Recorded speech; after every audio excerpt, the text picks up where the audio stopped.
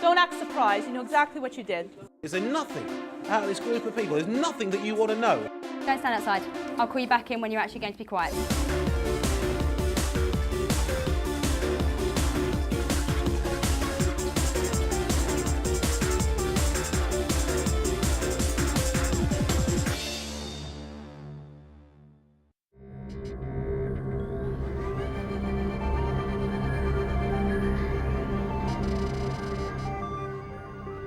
Now, this is our second day here at Kings Langley Secondary School, where we're conducting an ambitious experiment using cutting-edge science.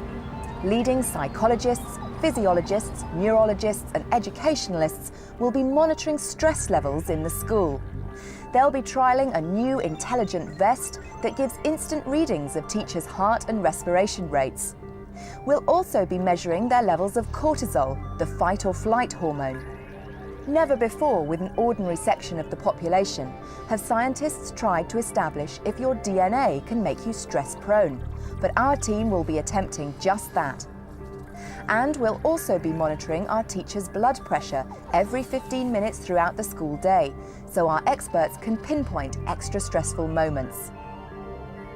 Our specially built hide will allow our scientists and other experts to observe the teachers and look inside their classrooms.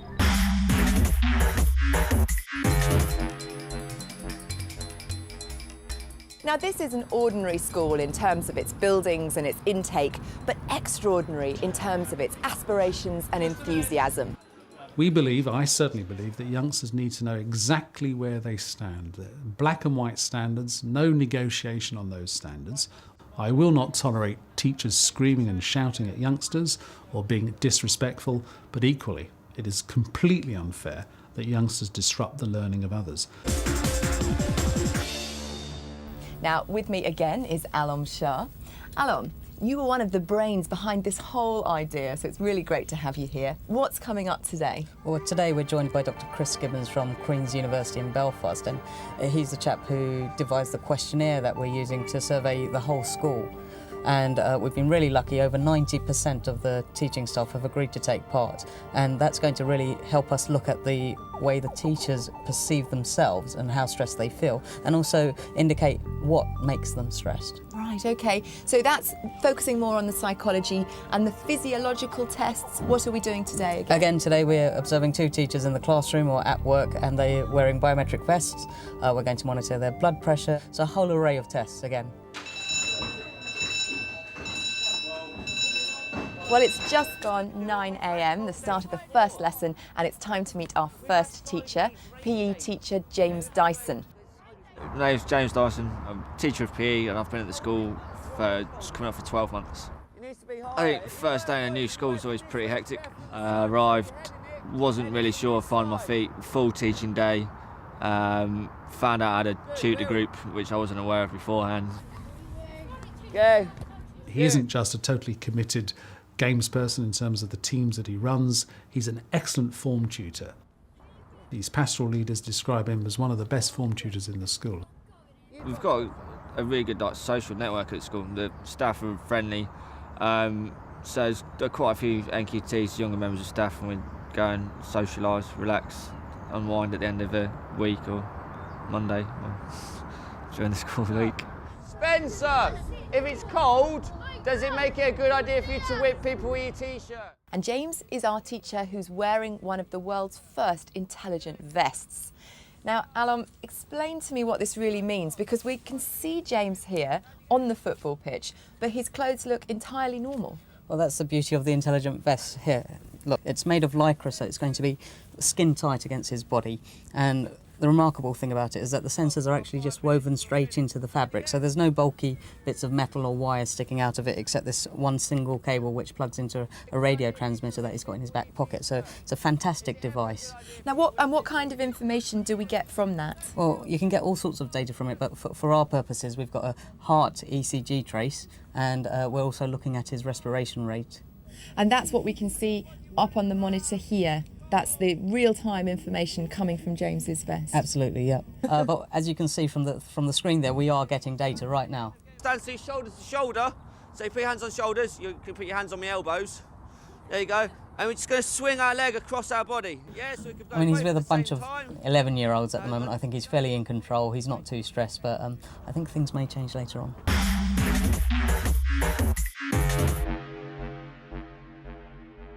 Well, we've gathered together a group of scientists and stress watchers. New to the van today, we have psychologist Susan Blackmore. Sue, welcome to the van. Thanks. Also in the hide today, Chris Gibbons from Queen's University Belfast. Chris, it's great to have you here. Tell us about your involvement with this whole idea. What I felt was the beauty about this project here is that we were actually looking at several pieces that make up for the whole jigsaw in terms of what stress is. We had some questionnaire measures that looked at sources of stress, how people cope with stress. We also had some physiological markers as well. Well, before we find out more from Chris here in the hide, let's find out a bit of background about the questionnaires. The questionnaire builds on the EuroTeach project, which was the largest survey done of teachers. But the difference with this one here is it looks more at the coping side of the equation. So it's looking at problem-based coping, emotion-based coping, and cognitive-based coping. A good problem-based coping strategy will be better time management. A poor problem-based coping strategy would be perhaps losing one's temper with a pupil. In order to get an overall picture of stress levels in the school, statistician Gary Prentice collated and number crunched the answers given. And what this research will be useful for is actually to show what is the difference between individuals who have a high level of stress or a low level of stress, and there is a mix with this so far I've seen within this sample. We'll also see that check to see if this is tallying up with the physical side, the physical symptoms of stress as well.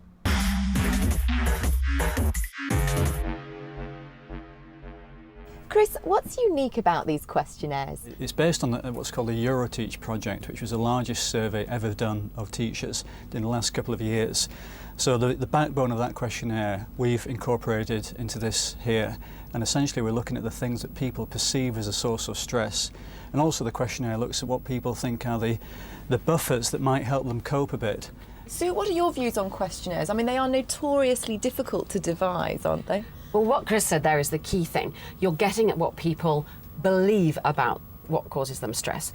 And I have students again and again who don't make that distinction. But once you've made it, then you're learning two important things. In the case of stress, it's very important what people perceive to be stressful, because that will then wind them up even more. But of course, they can be wrong when you do the physiological measures. So that's why we're doing both. You have to do both. You're going to get freezing, and you're going to turn blue to match your shirt, whereas if you start running around and playing, then you're not going to be blue anymore, are you? Chris, James was one of our teachers who filled out questionnaires.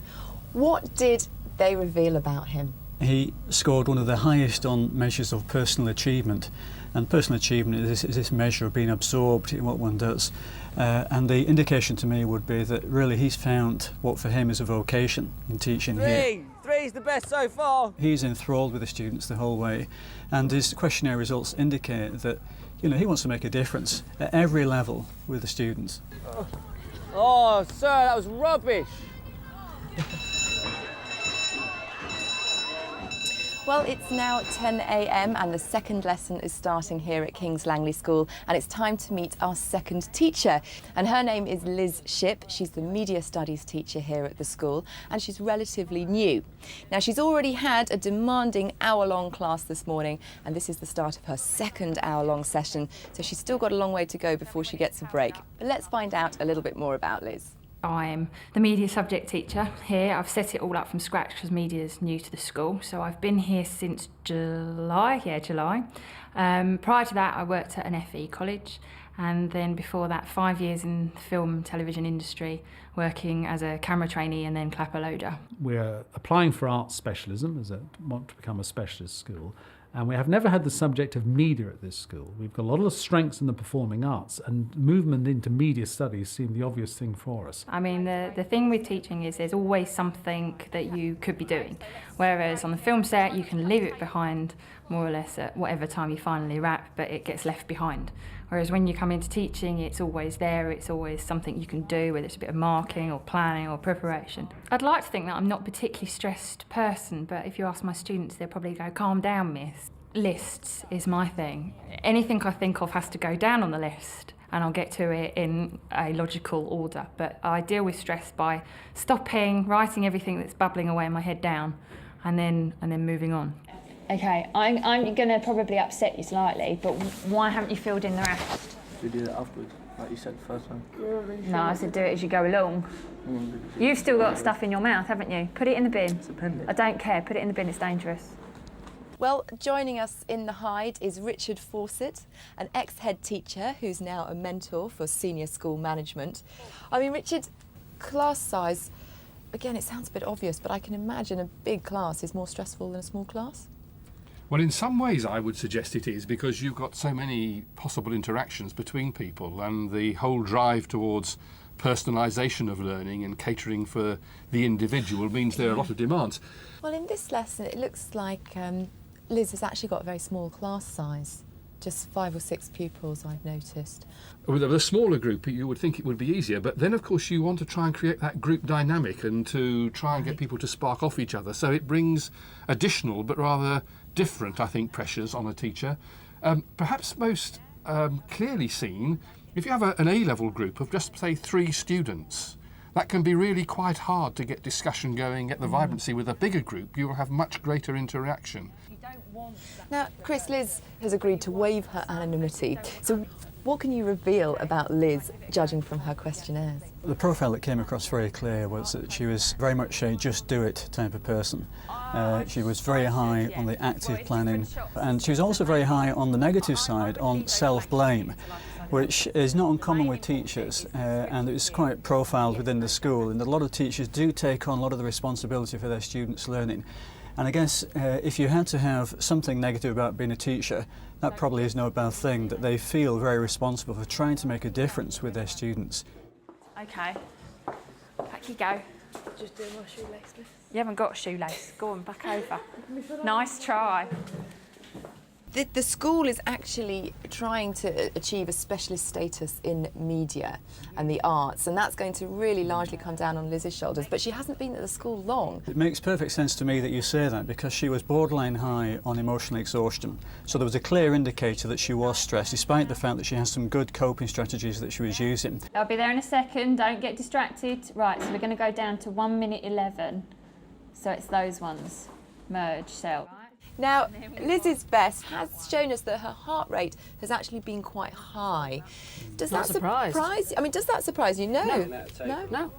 And she can't burn that off in any way. She's getting involved, she's getting stress levels going up, she's not doing physical exercise, it's going to go on staying There's high. also the time expectation, isn't there? When you're working with a group of pupils, you know that the lesson is going to end at a particular point. You know what you would like to try and achieve, and she clearly is very, very involved with those pupils, and I would imagine has very high expectations of herself as well as of them, and that will bring its own stresses to her work. I would expect to see a rise in stress levels at some point not very long before the end of a lesson, because there'll be a point in the middle when you're sailing along, you've got plenty of time to finish this, that and the other, and then you're beginning to think, hang on, I haven't seen him, I haven't dealt with that problem yet, I've only got 3 minutes left. And we should see that, I would expect. Yes, well, that's something that we can get from the vests. Okay, so where did we get to? Okay. Good. Wait a minute, Chanel. Control S. Thank you. Now, let's make sure I think I just heard the bell. This is definitely the end of Liz's class. That's it. The class are not hanging around. However much they're enjoying media studies, they're out. She's looking a little bit drained, and I'm not surprised. We can tell that a little bit. You can see there's clearly a kind of dilemma there. She's very conscientious, highly motivated, really wants to make a difference with the kids, but it comes at a price, and that there may be some things that she needs to do to really try and think about small piecemeal changes that would really help her stress today as well as the long term. Yes, it's a sort of grab a cup of coffee time and disappear out, and certainly. Teaching is not just about the work that goes on in these classrooms. No, it is all that preparation and all the follow-up and all the expectations of running a school community as well.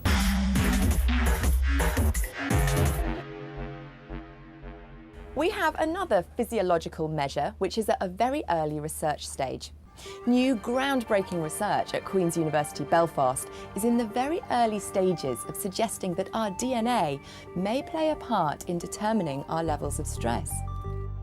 Professor Gavin Reynolds, based in the university's medical school, is the scientist leading the research. Gavin is working alongside Chris Gibbons on this possible link between DNA and the findings from the questionnaire. I'm really excited by this study. We're looking at teachers who are responding to stressful events, looking at their levels of anxiety, relating the genetic factors that we're looking at with psychological measures. We hope very much that this will provide us for the first time with an understanding of potential genetic factors that may combine with environmental stressors to help us understand why people respond in the way they do to stressful events and develop anxiety or not. I don't think I am prone to stress. Oh, I think I do get stressed. I have an outward appearance of being laid back. Stressed. Laid back, I would say. Pretty stressed. I wouldn't say laid back. Prone to stress. Pretty laid back. The secret of our ability to deal with stress may lie in our levels of the hormone serotonin. Serotonin is a chemical messenger that communicates between nerve cells in the brain. It controls many of our behaviours, including fear and happiness. We're looking at the gene for one of the proteins that's important in serotonin function, and that is the 5-HT1A receptor. That gene for the receptor may be in two forms. One form makes people more liable to depression, and we think that maybe that's important in determining levels of anxiety, determining response to stress and so on.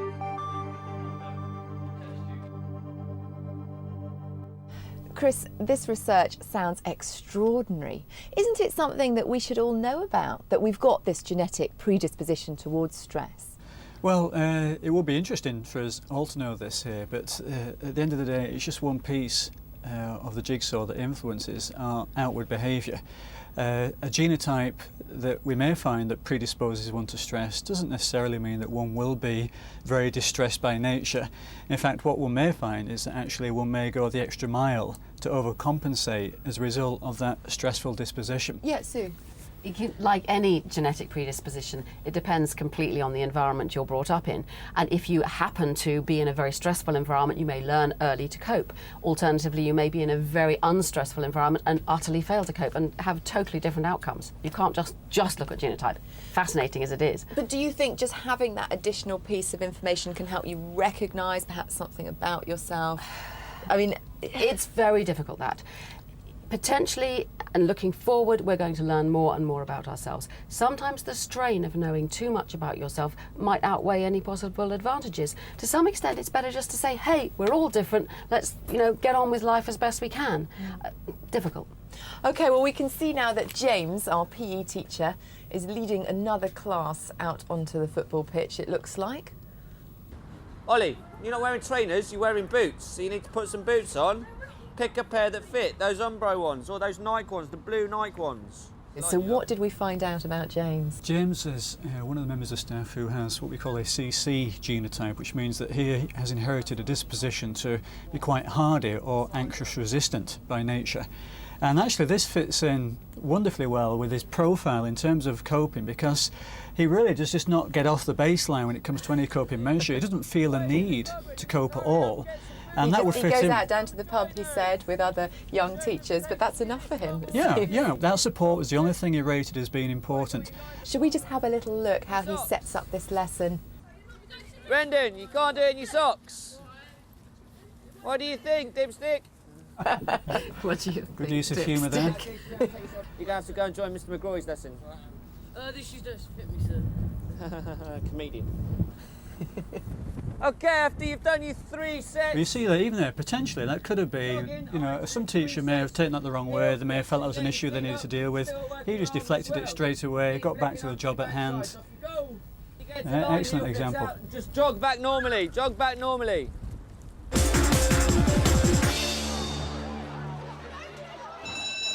Well, we're into the last lesson of the morning now here at King's Langley School, and we're back with Liz Shipp in a practical media studies class. See, it's come up again. So if you go back frame by frame, you'll get a more accurate reading, Jack. Well, Chris, Liz, another one of our teachers who agreed to waive anonymity and reveal their DNA results. What did they show? Well, for Liz, she had the more anxious-prone genotype, a CG combination. And if you have a G in your combination, whether it's CG or both Gs, then that would indicate that you are more stress-prone.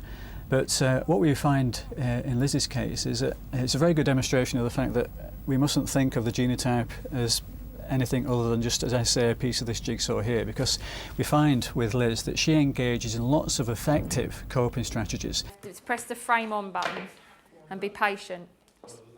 Her positive coping far outweigh her negative coping. She's very action oriented. We know she's list oriented. She forwards plans. And it may well be because of this genotype that she's going this extra mile to compensate for the fact that she feels quite anxious. Have you got a pen stick with you? No. Okay, so when you finish, right, you remember to tell me and we'll save it to my pen drive so that wherever we are next, we can use it, all right? I find this absolutely amazing because it does seem that the DNA results that we've got for James and Liz match in to their psychological profiles revealed in the questionnaire. Yeah, absolutely. And this is the first time that this kind of work has been done. But hang on a minute, if he'd found that Liz had the other type, had the CC, he might be saying, oh well, that's why she's coping so well. To some extent you can tell a story. In fact, he's unpacking it with a lot of details here, but there's often a danger of, you can have your cake and eat it if you don't watch out. Yes. I'll have a look in a minute. Right, done it? Right, go to my computer. Our experts have been watching Liz for a while and she's wearing one of our vests. What have you seen so far, Sue? Well, if we can believe that, I mean, there could be artefacts there from moving around and so on that are not giving us an accurate reading. But it says the heart rate is 96, which is pretty high. So she's really quite stressed there and not using up all that energy because she's standing around. Oh, it's gone up to 107, but, she's obviously having a trouble there with their computers and trying to sort something out. And look, her heart rate's gone shooting up there. Yes, that's awfully high, isn't it? Yes. That's something that might be unsettling I should think she's very worried there. Oh, it's not working. You know what you get like with your computer? Yeah. Definitely, on top of everything else, you don't need IT hassle. I'm going, Far. Sue, the heart rate seems to be dropping down now, coming and going, but we're back up to a 76, so perhaps that moment of tension. I think the moment's over, gone. I think she's gone back to normal now. It's lunchtime for staff and students, and psychologist Dr. Nadia Wager is with us again today, and she's been measuring the blood pressure of our teachers throughout the morning. And she's just popped in to see James to take a look at his blood pressure readings so far. Now that's normally a sign that you're laughing, when it drops right down like that you're laughing or quite happy. So fantastic. Good to know as well, because that's in the middle of a club, so it's good to do clubs because obviously you get some lessons you get kids who are a pain in the backside, but if you've got a club and you can just unwind and relax with people who want to be there, yeah, exactly, you enjoy it, have a laugh with them.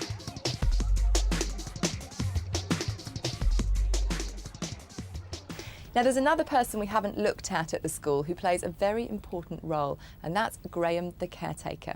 My name's Graham Locke. I'm the senior caretaker here at King's Langley School, and I've been here now for just over 6 years. Now, caretakers in schools can often be a difficult person to manage. That isn't the case with Graham. He takes great pride in this school as if it's his own home. I think other people in the school will probably say I'm pretty easygoing and I don't worry about anything. But then they don't really know me because I do get stressful, and I try not to show it. The stress on my side of it is basically you never know what's going to happen with me from one day to another. Times like this, when you're told a couple of minutes ago you're setting up for an assembly, that no one bothers to tell you. He wanted me to buy him a uniform that was with the King's Langley badge and emblem on, because I know that he feels that he's very much part of the school and totally committed to it. Proud to be wearing the badge on my chest of King's Langley School. I did ask for this actually. I'm very happy working here. Well, today, for the first time, Graham's going to try yoga as a method for coping with stress. Him and Liz are going to join in on a class that we've laid on at lunchtime to help them cope with their stress levels. That's it, just release it off there. Place that foot back on the floor and we'll take the left leg up to the ceiling. So we're going to take a nice deep breath in. Sue, you've done yoga and meditation. Is this a good way for teachers to relax over lunchtime? For some of them, I'm sure it'll be working really well, which is you feel all these unfamiliar things. These instructions probably look quite simple if you've never done it. You know, put your hand here, put your leg there, breathe this, feel the flesh on your sitting bone.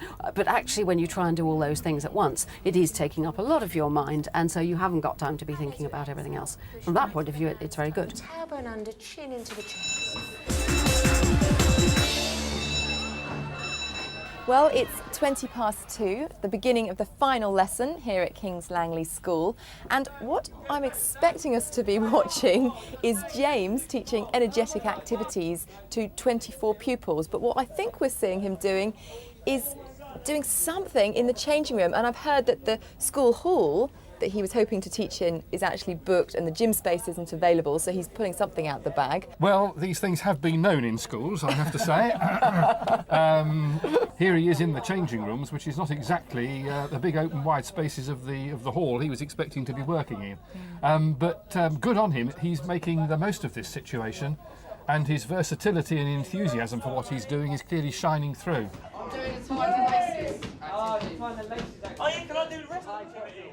Have you noticed any changes, Chris? Physiologically, he's very stable, heart rate's that's impressively low rate, very envious. And despite the fact he's had this change and really has been thrown out of kilter, he's taken it in his stride so well. OK, well now let's go and find Alom and see what actually did happen. Hi James. What happened at the end of the day? At the end of the day, we had a small amount of confusion with regard to spaces, you probably saw. We've got Year 7 parents' evening tonight, and the caretaker wanted to set up the hall. It tends to mess us around. You seemed to take it in your stride. What did you really feel about it?